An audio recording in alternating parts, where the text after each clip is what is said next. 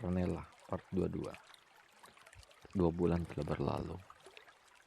Saf dan mahasiswa lainnya dari Universitas A yang magang di perusahaan Adipati telah selesai masa magangnya.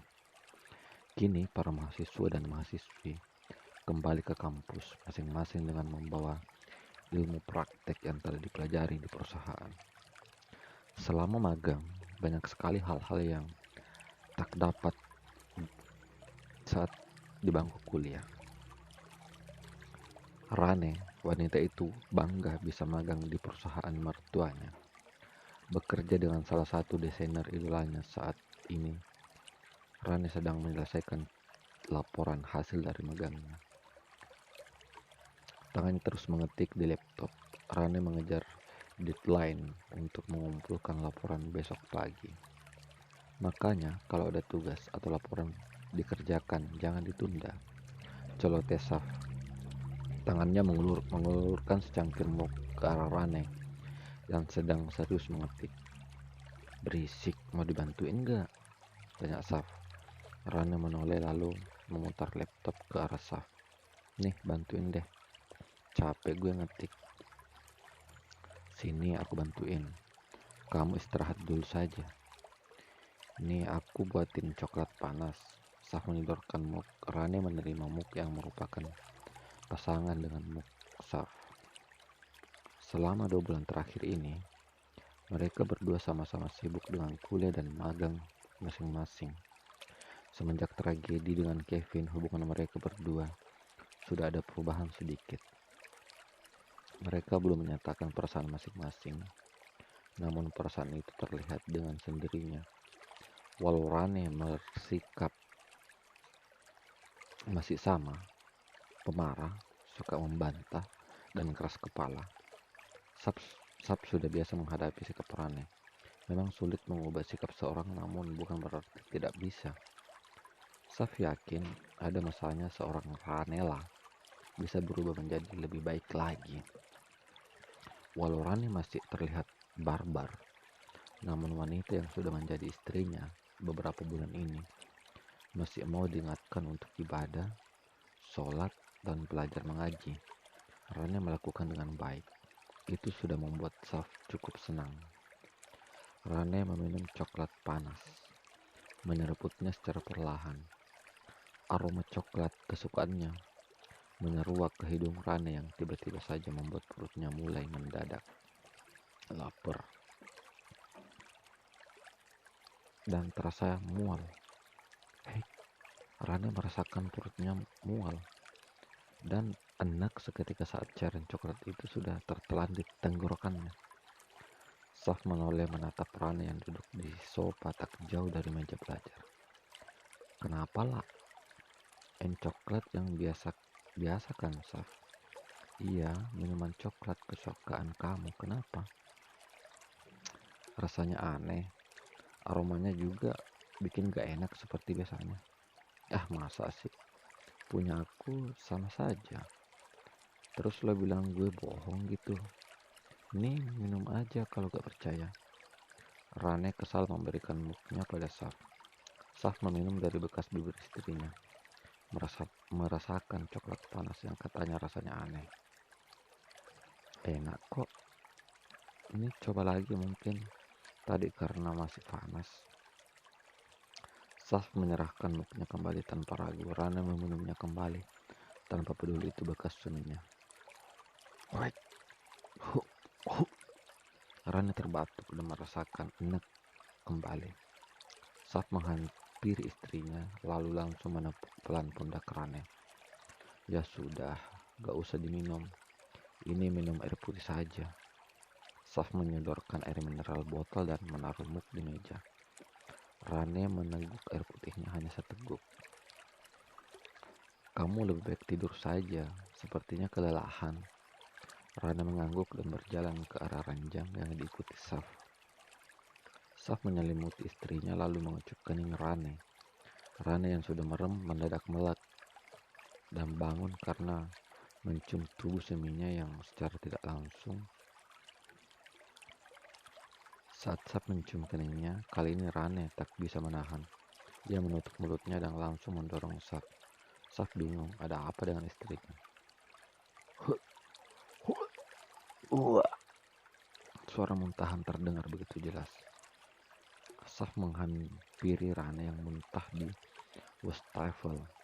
Pintu kamar mandi yang tak tertutup memudahkan Saf untuk masuk dan langsung membantu memanjat leher kepala Ranela.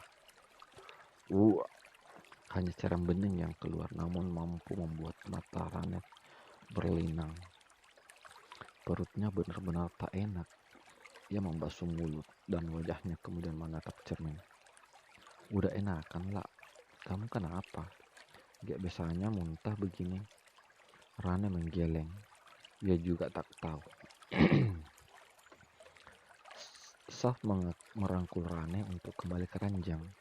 Namun saat mencium tubuh Saf kembali, rasa mual itu kembali lagi, membuat Rane kembali ke wastafel.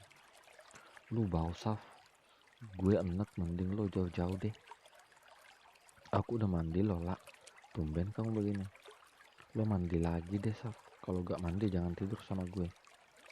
Ujarnya Rane meninggalkan Saf setelah membasuh mulut dan wajahnya lagi. Saf terpaksa mandi lagi daripada nanti istrinya marah. Lagian aneh-aneh saja kenapa Elanya mendadak mual dan muntah-muntah. Biasanya juga gak apa-apa. Saf menggeleng pelan. Mungkin istrinya kecapean dan sedang datang bulan. Setelah selesai mandi, Saf keluar hanya dengan celana pendeknya tanpa baju. Ia melihat istrinya sudah tertidur. Saf tak mau mengganggu. Lebih baik ia segera menyelesaikan laporan Rane. 1 jam kemudian, laporan Rane telah beres dikerjakan. Sudah di print juga, hanya tinggal dijilid. Setelah mematikan laptop dan merapaikan printer, Saf ke kamar mandi untuk berwudu. Setelah itu, ia ikut berbaring di samping istrinya.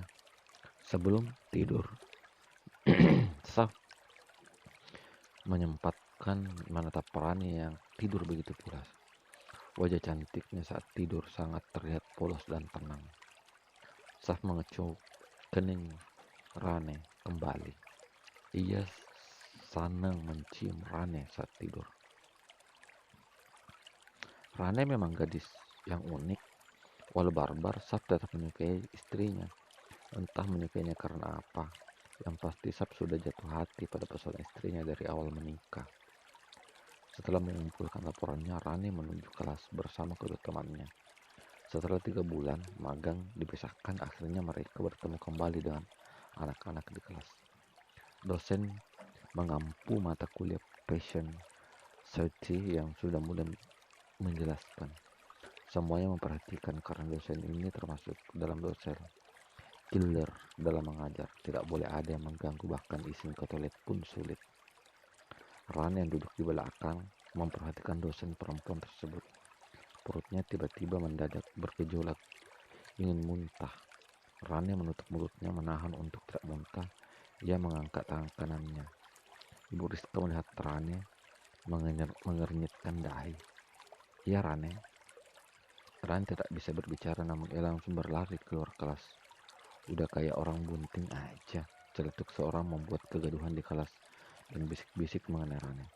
Sudah diam semua, kita lanjut materi. Sesampainya di toilet, Rane memuntahkan semua yang ingin dikeluarkan namun cairan bening yang keluar. Badannya mendadak lemas dan apa dengan tubuhnya? Tidak biasa ya sakit seperti ini. Wajahnya terlihat pucat. Rane membasuh wajah. Dari bilik toilet keluar seorang perempuan dan hendak mencuci tangan. Lo gak apa-apa? Tanya perempuan itu.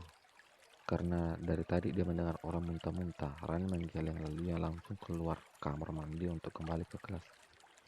Sesampainya di depan pintu, Rane mengetuk pintu pelan lalu membukanya. Semua perhatian anak-anak langsung beralih ke pintu. Maaf bu, saya tadi izin ke toilet. Saya mendadak ingin muntah. Kamu sakit? Rane menggeleng. Tidak bu, hanya sedikit gak enak badan. Wajahmu pucat. Ya sudah, duduk saja sana. Jika tak enak badan, lebih baik izin.